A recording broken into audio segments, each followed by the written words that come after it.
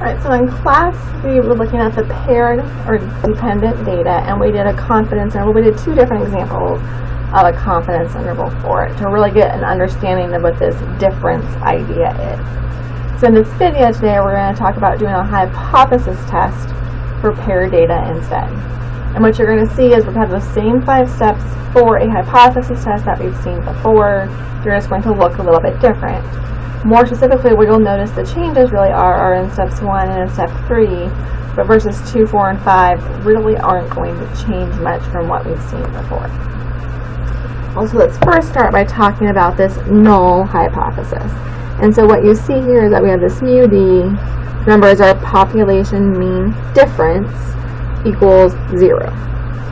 So what we're really saying with this null hypothesis is that there is no difference between those two groups.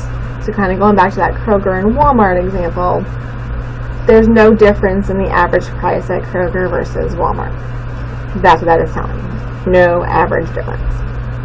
Now for the alternative, just as before, we can choose our sign that goes between it, right? We can see if we have this not equal to for our two-tailed test, a less than sign, or a greater than sign. Now if you remember just from before that I have to read the problem to figure out which sign that I need. Right, do I want to see is Kroger more expensive than Walmart, or is Walmart more expensive than Kroger, or is it just a difference in those two prices?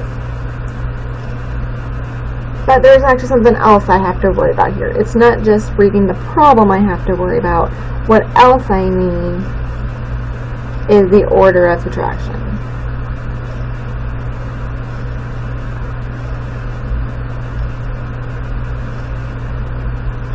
If I flipped around my order of subtraction, I might be looking for something different. And so we'll talk about this, of course, through our first example. But if I did Kroger minus Walmart, and I got a positive number, that tells me that Kroger is more expensive. But if I did Walmart minus Kroger and got a positive number, Walmart would be more expensive. So what a positive number means, or basically being greater than 0, does depend upon my order of subtraction. So we'll definitely talk about this with our first example as well as any other example that we do together. That second step is that decision rule that, as promised, is not changing. So we will reject the null and believe the alternative when our p-value is less than alpha.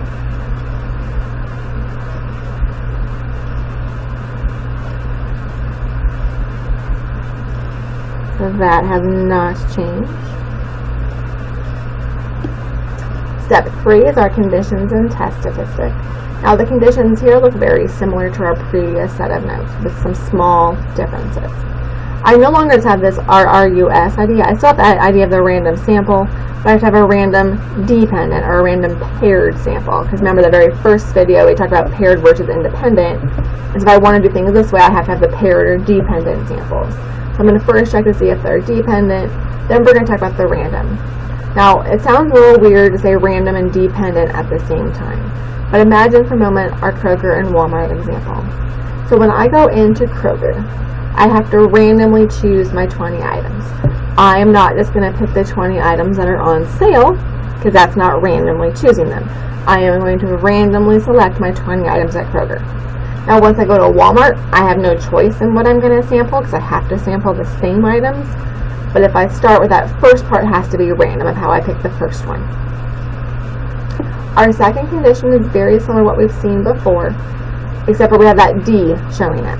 So we either needed the differences to be normally distributed or have that sample of at least 30. Same condition that we had here again for the confidence interval that we did together. So these are no different than what we saw there.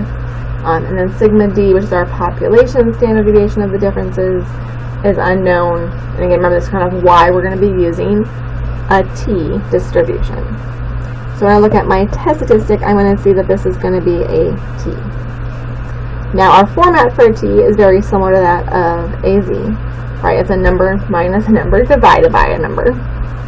Now what I'm going to be interested in, so before in our one quantitative variable part 2 notes, we started with y bar. Well, instead of y bar, I have d bar. And again, it's still a sample mean, but it's just a sample mean difference. The number I subtract off here, we labeled as mu0 before, but that little 0 told me where to go. So I'm going to go to the number in my null hypothesis. Well, what number shows up in my null hypothesis here? Well, it's 0, so that's what I'm going to be using here.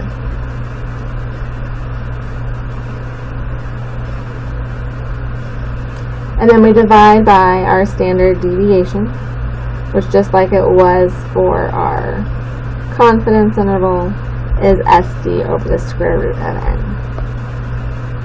n. Here as well, just as it was for the confidence interval, our degrees of freedom is the sample size minus 1. Now again, once I'm done with step 3, things are pretty much the same as they were before. I'm going to calculate my p-value, but since I have a t and not a z anymore, remember that's when I'm going to go to StatCrunch to get my p-value. I'm going to make my decision, so check, is my p-value less than alpha, yes or no. Tell me they're going to reject or not. And then we're going to interpret what it means. So our big changes here are steps 1 and 3. So we're going to look through an example here as well. So we're going to look and see if students really gain weight during their first semester as a college student. So 40 freshmen, that's our N there, are randomly selected and their weights are measured in August and December. So I'm measuring their weight, which is quantitative, in 2 different months. That's our categorical variable that's creating our 2 groups. So why is this a paired sample? I want to look at my August and December. And if I suppose that in August I sampled a gentleman named Sam. Now, is there anyone I have to sample in December? Well, there I'm also having to measure Sam, right? So I'm measuring the same people in both months. So that's why it's going to be paired. The same students are measured in both August and December.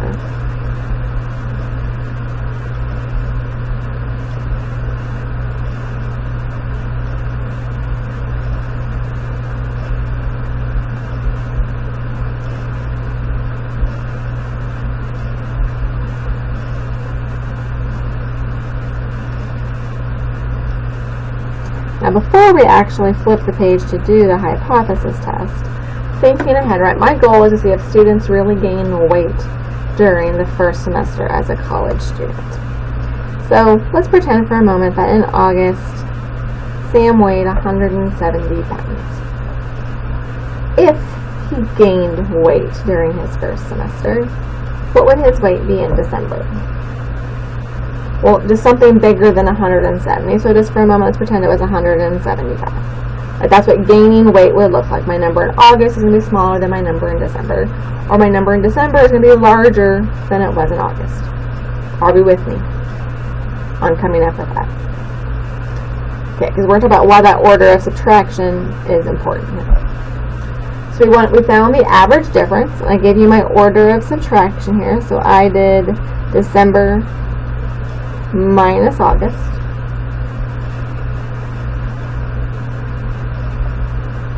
And weights was 1.8 pounds with a standard deviation of 6.5 pounds. So I'm giving you that my D bar is 1.8 and my standard deviation was 6.5 from the previous page. I also knew that my N was 40. We want to see if there's evidence to support that students gain weight in their first semester of college.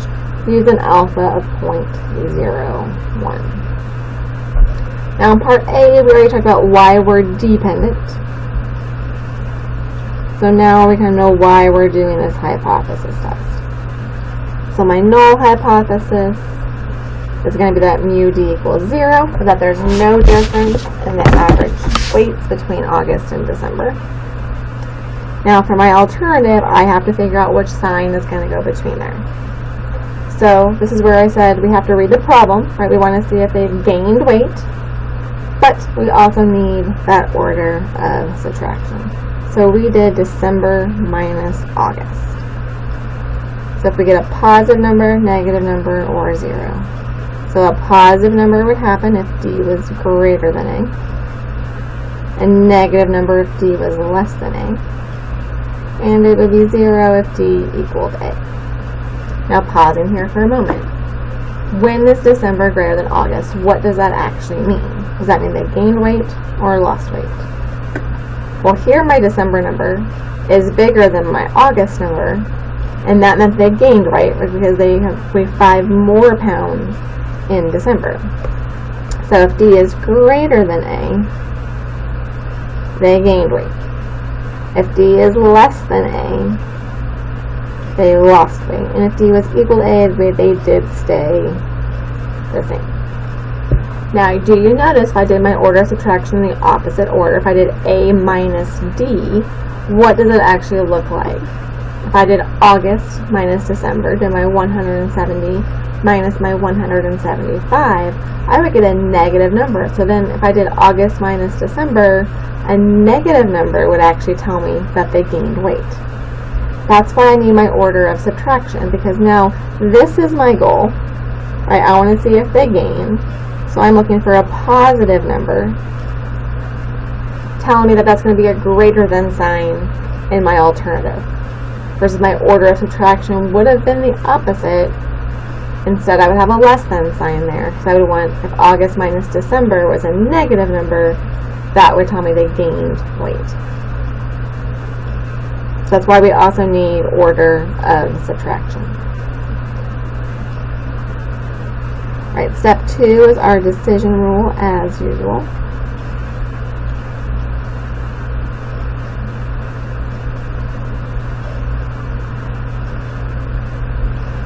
So our alpha here is the 0.01.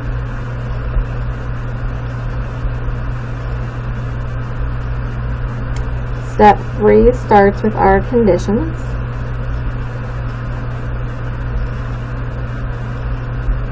So we need a dependent sample, which we already discussed in part A as to why it was dependent or paired. And then we needed those 40 freshmen to be randomly selected, which it did say that 40 freshmen were randomly selected. So that seems at least that we don't know anything bad.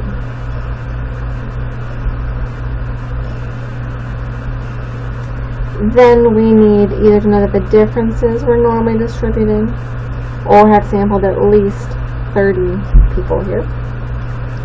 We don't know anything about the difference between normal. It's not stated in the problem. There's no histogram to look at to see if that's true. Luckily though, for us, we sampled 40 freshmen, so our N is big enough. And then finally, we don't know that population standard deviation of the differences. What I do actually have is the sample standard deviation of the differences. Right, my other part of step 3 is my test statistic.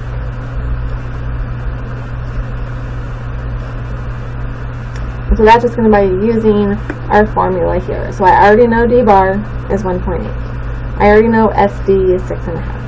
I also know that N is 40. And this 0 is the number that showed up in my null hypothesis. So I have all of my numbers to plug in already. So my T is 1.8 minus 0 over 6.5 over the square root of 40,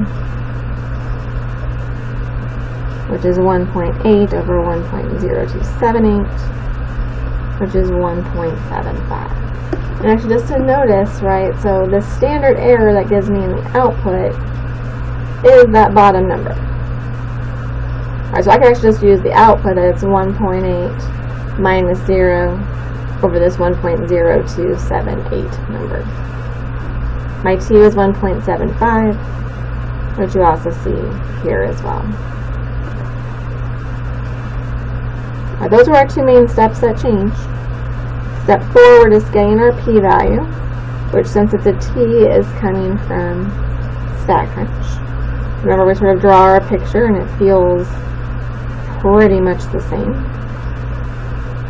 So I can put my scale on here. My test statistic was 1.75. My alternative hypothesis tells me it's a one-tailed test, and more specifically that I'm going to shade right since it's a greater than. So when I look at my StatCrunch output, that's what it's doing to calculate my p-value, which gives me a 0.0439, just coming from down here.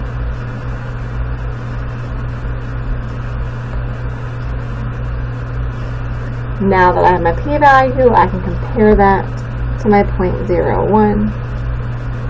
It is not smaller than 0.01, so we will not reject the null. We will not believe the alternative.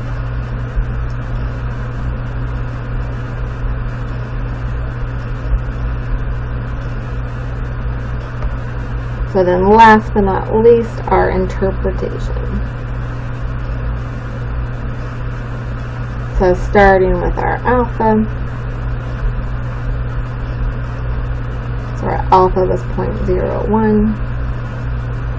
Since we did not reject, there is not statistically significant evidence.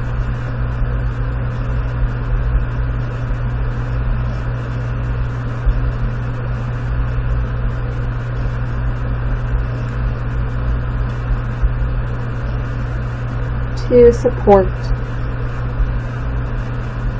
and that's our alternative hypothesis in words. So there is not evidence to support a mean weight gain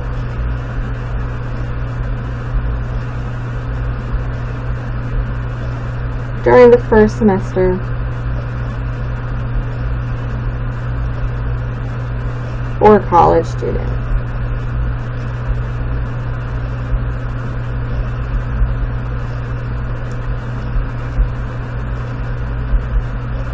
Again, there's not a mean weight gain. I'm not saying there might not be some individual students out there who gain weight, but there's not enough evidence of a mean weight gain for the first semester college students. So there's our example of doing a hypothesis test for paired data. Now let's actually show you how I got that information from StatCrunch. So if you go to your notes and you go to the toward the end here, there's your directions for StatCrunch. So there's those directions for the dependent or the independent, just like there was when we were doing the confidence interval. And so I'm going to be following this option. For this example, I'm just going to have the summary information. So I'm going to be following those B options that I see. So I'm going to pull up my StatCrunch. And as it says instructions, I'm going to go to Stat, T Statistics, one sample with summary. That's how I have to do it if I have the summary option. And then all of these things are for my difference. So my sample mean difference was 1.8. My sample standard deviation of the differences was 6.5. And my sample size was 40. My my null hypothesis was that mu b equaled 0, so I'm going to keep that number the same as it was. And my alternative, we had a greater than sign. So at that point, we're just going to hit compute, and you get that same information that was provided for us in the notes. So this is how we use the StatCrunch for that hypothesis testing example. Starting in class next time, we will start talking about doing the same types of things for the independent groupings.